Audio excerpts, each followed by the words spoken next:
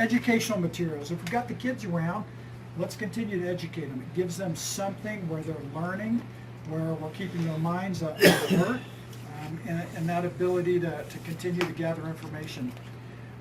Items to entertain the kids.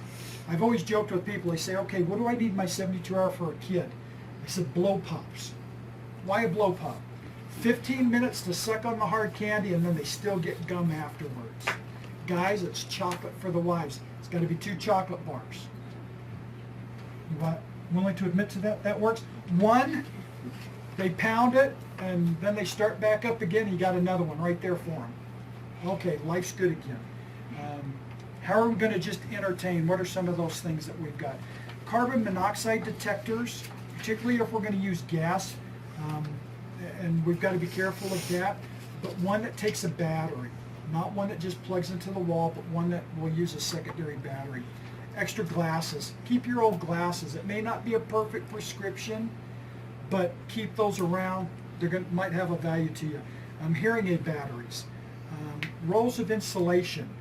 There again, if you've got to board up or you've got to create some kind of a barrier. Air mattresses. There again, different kinds of screening materials. That if a window goes, but I still need the airflow, we want to keep the bugs out, you have some screening material that you can put up that will do that. Yeast. I get a lot of people that tell me, oh man, yeah, I'm going to cook bread every day for the year or whatever it takes. Okay, do you have the yeast? Do you have the other components that are necessary? We plan on doing a lot of flatbreads. I have a bunch of yeast that's put up. But we'll just do like a really thick tortilla, if you would, which can just be cooked on a hot griddle. It can be nothing more than just flour and water. Reusable canning lids. So if we're growing a large garden, how are we going to keep those components through the next 8 or 9 months? There's some things that we can keep in a root cellar. We can do that with, but the other things we're going to need to can, or we're going to need to dry them. They've got to be processed somehow. Water bottles. Okay, so while over in Europe, if you get there on the shoulder season, they shut off either the heat, and they don't use air conditioning over there, so you can get into a place that's still pretty cold. A lot of those places just have water bottles. They're hanging up in the bathrooms. Take that water bottle. We're talking about the rubber water bottles. Fill it with hot water. Drop it in your bed down by your feet. You will be shocked at the heat that will emit and run. So go out and buy yourself a half a dozen or a dozen rubber water bottles. Super glue, epoxy, JB Weld. There again, some of those different materials that are out there, they're allowing us to fix things and put things back together. And then one of the last things we did when we went over to Martin's Cove, we cooked for 500 people. I've done that 3 different times now. Our tarp setups that we put together, we zip tied them. We didn't tie them. Ropes can come loose. Those zip ties do a great thing. Okay, new matches on the market. These are the new Titan. It comes in a waterproof case. That is that match. These guys are slick. Watching them at a show, bottle of water, light the sucker, dip it down in there, talk to you about the benefits of it, what a great match it is and what they've done to it, pull it out, a little wave blow on it, and it continues to burn.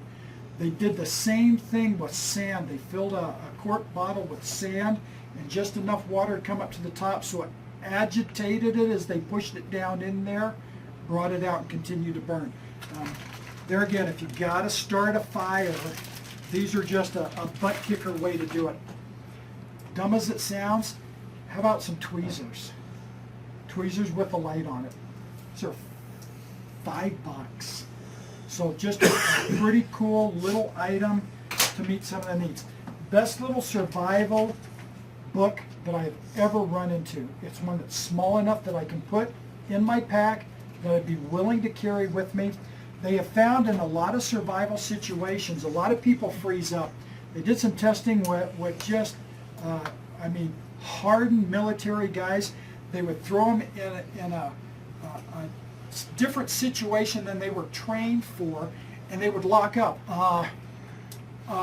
They found that if they would eat a little bit, drink a little bit, and read a little bit, what does that do? It focuses their mind. It takes all these distractions that are and just overstimulating them, and they're able to focus. So I like that. A lot of us have a lot of information, but sometimes we just need that little secondary backup or additional items in there. Big fan of this stuff. There again, dysentery, the sanitation conditions after a natural or man-made disaster are horrendous. This is 96 gallons of Gatorade. This is just an electrolyte. It's $50. No odor, no taste to it. Dump it in any water and off and running. One of the things that they did, whenever we go camping or backpacking with our Boy Scouts, we put that in their water bottles every morning, particularly if we're down in Arizona.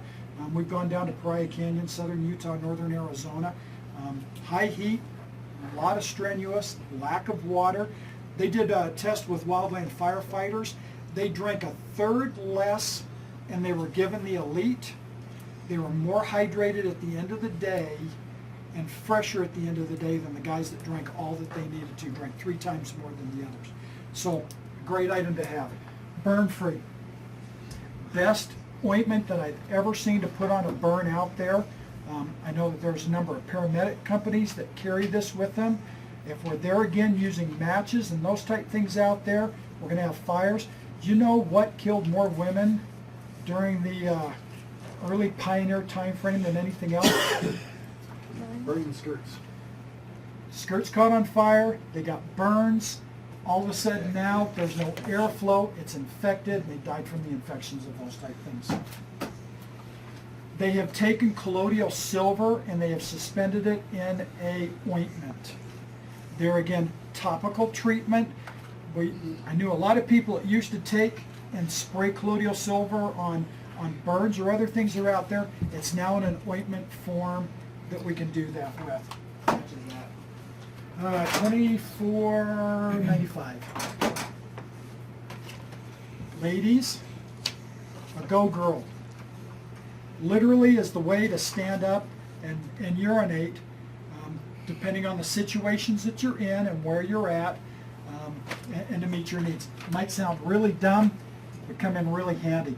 We were on an Alaskan cruise, and we were coming into a site, and the only other thing that I saw that worked better, a lady had and it wasn't a skirt, but she had like a blanket around her. I thought, that looks really funny. What's she doing? Because it wasn't like up over her shoulders, and it was cold out there.